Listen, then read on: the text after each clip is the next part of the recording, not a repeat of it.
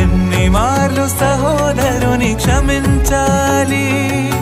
70 ఏళ్లకు పైనే క్షమించాలి.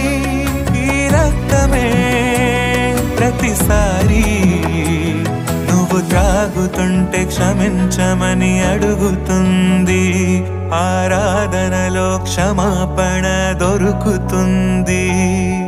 యేసు రక్తమే క్షమించమని మొరపెడుతుంది. హేబేలు రక్తమే శిక్షించమని మొరపెడుతుంది. హతులైన నీతిమంతుల ఈ